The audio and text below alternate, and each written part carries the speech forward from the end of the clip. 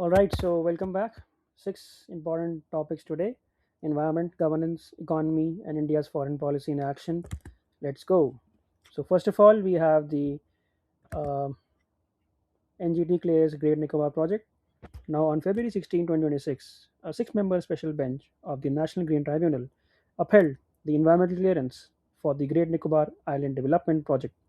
This clears the legal path for a 72,000 crore project that was challenged by the environmentalist. Now, the only remaining legal challenge is now at the Calcutta High Court with a hearing scheduled on March 30, 2026. Now, the NGT ruled that the High Part Committee review addressed earlier 2023 concerns and that the 2022 environmental clearance conditions are sufficient. Now, critics argue that NGT deferred to a government appointed body rather than conducting independent merit review.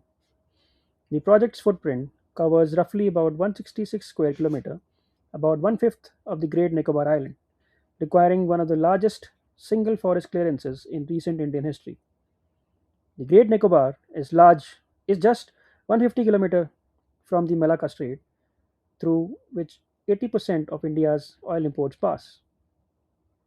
The project includes a tri-service military base, Army, Navy, Air Force, giving India surveillance and interdiction capacity at this critical choke point, directly countering China's stringer pearl strategy.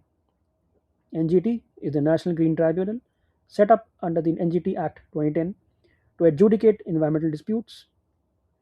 Environment clearance is the Ministry of Environment, Forest and Climate Change approval required before any large project begins. Then we have the leatherback turtle, which is the world's largest turtle, IUCN vulnerable, and nest on Great Nicobar beaches. Then we have the Shompen PVTG, which is the particularly vulnerable tribal group, fewer than 300 individuals. Malacca Strait is a narrow sea passage, world's busiest, 80% of India's oil transits. Stringer pearls, China's network of Indian Ocean ports surrounding India. Then we have the CAPF Bill 2026 IPS deputation. Now the Union Cabinet approved the CAPF Bill 2026, which mandates that 50% of the Inspector General post and 67% of the ADG post in central paramilitary forces be filled by IPS officers on deputation. The bill is scheduled for introduction in Lok Sabha on March 23, 2026. Inspector General is a senior leadership rank in CAPFs like CRPF, BSF, CISF, ITBP, and SSP. Reserving 50% for IPS officers means IPS who are generalist civil servants from state police cadre will continue to command at the top levels of the specialized paramilitary forces.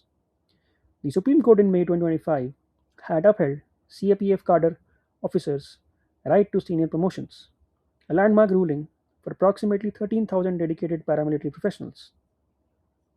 Now, the CAPF cadre officers are directly recruited through UPSC and spend their entire career in paramilitary service. They have deep operational expertise in counterinsurgency, border management, and counterterrorism. CAPF is the Central Armed Police Force. CRPF, BSF, CISF, ITBP, SSB, NSG, Assam Rifles. IPS deputation is the posting of IPS officers to central paramilitary and security organizations. Inspector General is the senior paramilitary rank, two levels above commandant. Then legislative override is the parliament enacting law to change the statutory basis of an SC ruling. All India service is basically IAS, IPS, and IFOS, recruited by UPSC, serve center and states. Standing committee is a parliamentary committee for pre-legislative scrutiny of bills. Then we have the RBI's variable rate repo. Now the RBI announced a 1 lakh crore overnight variable repo rate auction for March 23, 2026 against a system liquidity surplus of 16,875 crores. Simultaneously, RBI is discontinuing 14-day VRR auctions, variable repo rate auctions, and shifting to a 7-day term repos as a primary liquidity management tool. Now, in a variable repo rate, the banks competitively bid the rate they are willing to pay for funds. Unlike the fixed repo, where all banks get funds at 6.25%. This means VRR discovers the real money market price of short term funds rather than just signaling monetary policy stance. The shift to 7-day primary operations aligns liquidity management more closely with the MPC's 6-week policy cycle, allowing RBI to adjust liquidity conditions more frequently without locking in longer tenor commitments. The RBI cut the repo rate from 6.50% to 6.25% in February 2026, the first rate cut since the post COVID tightening cycle. Maintaining the adequate system liquidity through VRR operations is what allows this rate cut to actually reach overnight money market rates. Variable rate repo is the repo at market determined competitive rate, not fixed policy rate. LAF is the liquidity adjustment facility, RBI's framework for daily banking system liquidity. Repo rate is the 6.25%, a rate at which banks borrow from RBI against government securities. Reverse repo is the banks park money with RBI 3.35%, the LAF corridor floor. Monetary transmission is the process by which RBI rate changes reach actual loan rates. MIBOR is the Mumbai Interbank Offer Rate, overnight benchmark for money market lending. Then we have the new income tax rules 2026. The Central Board of Direct Taxes (CBDT) notified the income tax rules 2026 on March 20, 2026, effective April 1, 2026, providing the operational framework for the Income Tax Act 2025, which replaced the 64-year-old Income Tax Act 1961. Now, the 50% HRA exemption. Previously, only four metro cities Mumbai, Delhi, Kolkata, Chennai qualified for the 50% HRA exemption from income tax. All others got 40%. The 2026 rules add Hyderabad, Pune, Ahmedabad, and Bangalore, reflecting the current rental market reality, where the cities are amongst India's most expensive.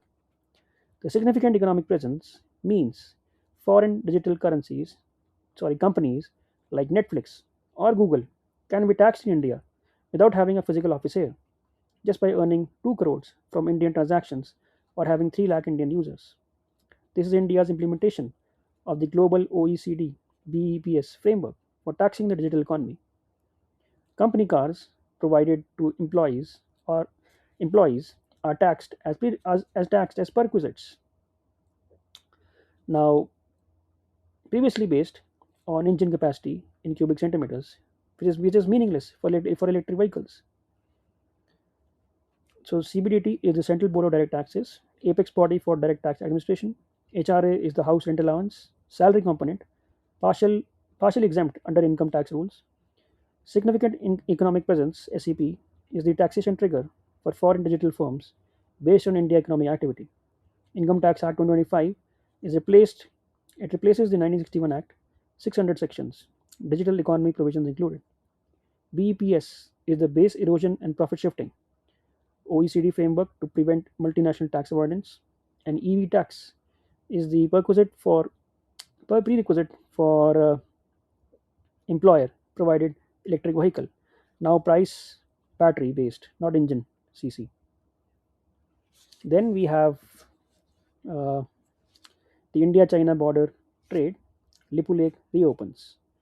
Now, the Pithoragarh District Magistrate announced on March 21, 2026, that preparations are underway to resume India-China border trade at Lipu Lake Pass in Uttarakhand, ending a 6-year suspension since 2020. The MEA NOC has been issued. Trade session, trade season is June to September 2026. Now this matters because the June 2020 Galwan Valley clash, the most serious India-China military confrontation since 1962, led to the suspension of border trade, the Kailash Mansarovar Yatra, and the most people-to-people contact. Lipulek trade resumption is the most tangible marker of normalization since military disengagement at friction points. EAM Jaishankar and Chinese FM Wang Yi agreed in August 2025 to reopen three passes: Lipu Lake in Uttarakhand, Shipkila in Himachal Pradesh, and Nathula in Sikkim. All three were traditional Silk Route trade passes that had served as India Tibet trade routes for centuries. Now, Lipu Lake is also the shorter traditional route for the Kailash Mansarovar Yatra, the Hindu pilgrimage to Tibet, which has been suspended since 2020. Trade resumption may signal the Yatra's return, which carries significant domestic political weight for the BJP government. Lipu Lake Pass is the 5,334-meter Pithoragarh, Uttarakhand, India-Tibet border trade and Kailash Yatra route. LAC is the line of actual control, de facto India-China boundary, not formally agreed. Shipkila is the Himachal Pradesh pass. Satluj River flows through it, second of the three reopening passes.